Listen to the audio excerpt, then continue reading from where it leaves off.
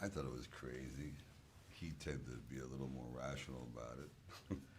No, I had heard about it through Pete Siegel and Billy Gerber. I met them at a party. I think that's how I remember. They said, you know, tell about this idea about the fighters, da da da. And I said, yeah, okay, you know, send me the script, I think, and then I had to have read it, and then I thought, but all the while they were thinking about somebody else or mentioning that I'm going to approach somebody, and I always said in the back, I was always saying in the back of my head, we probably always saying in the back of our head that he has to be in it, otherwise it's, you know, just won't be.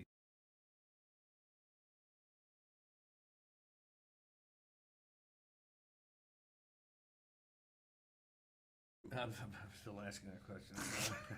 No, he's a like a kind of a classic, kind of fuck up. He doesn't with his kids.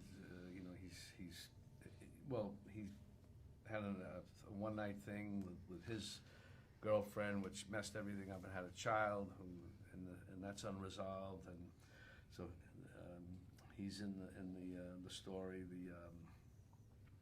He's mad at me about that. We had 2 fights. And the third one I'm trying to get him to do, but I really know why he's upset about that. And I'm doing fine. I have a car dealership. I have a bar. I'm kind of lived a good life. I'm not really you know, kind of a classic. It seems certain types of fighters they unwind. You know, once they win a title or 2 or whatever, they just sort of let go of themselves. And he's more like, I don't know what you'd say, purist. Or, Boring. Well, Very you know, withdrawn kind of guy. Who's and well, would you repeat that again? Because I missed the first part. what? No. Actually, we're just, I think, very similar. But once this thing happens, we become polar opposites.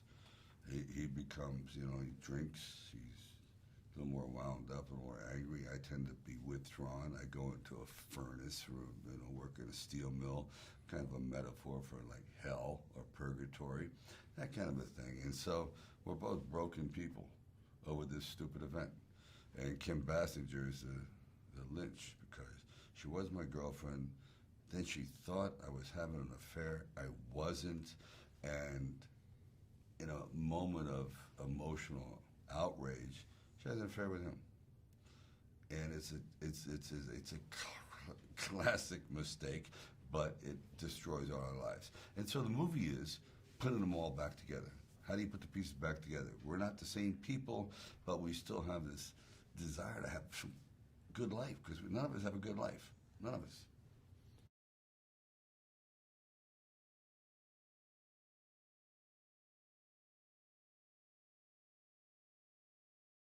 I thought Pete did a really terrific job. He kept it. He's got a great sense of humor. He kept the humor on Yeah. point, and also the dramatic side of it. And I think he balanced it well. I thought it was horrible. I would never use him again.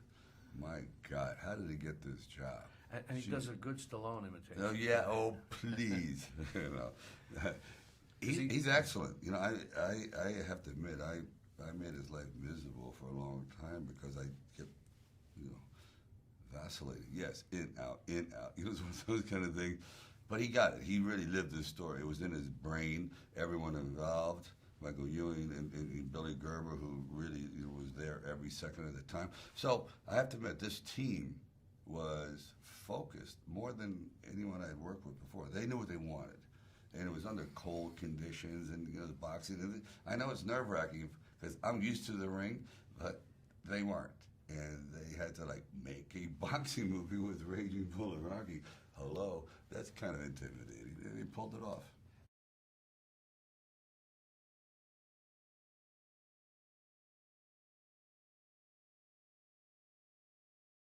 Well, Sylvester has a guy he's worked with for about 10 years named Rob Sally's great ex-boxer and trainer, and he brought him in, and he trained me and then taught me the choreograph that he had created in California, and we worked on both, I in New York and he in LA, and then we came together in New Orleans, but he was great, this guy. He was made it See, so he would train with Rob on his side. My thing was not so much training. I was just like, I was banged up from the last movie. I still had my foot in a boot and stitches and everything else. But it was all about the choreography and how is it going to be age appropriate, still interesting, but when you do boxing choreography, it can either be some slapdash, punch out, which you've seen in many fights. And you go, it's so boring, or you have to tell a story with punches. Believe it or not, it's like notes, boom, boom, boom, and when you go too far, it becomes,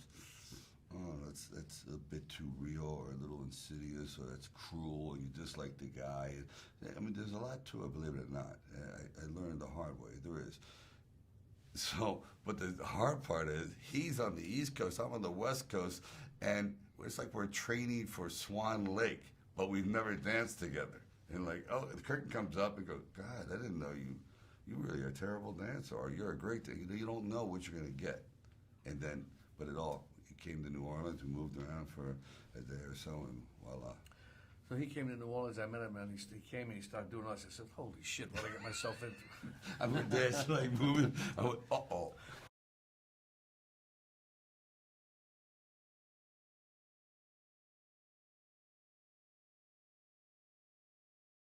Every one of them's a star. Obviously, every one of them has had their own stellar career, or careers that are going to be stellar, and held their own films.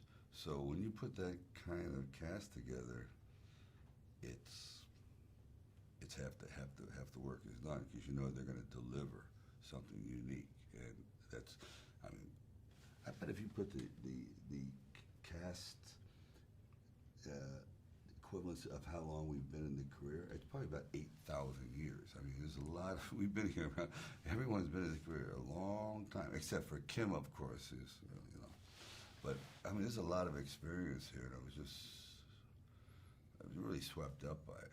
I mean, Alan Arkin, just working with him, everything he says is good. You know what I'm saying? Even he goes, oh, I don't like that. I go, it's still good. Even remember?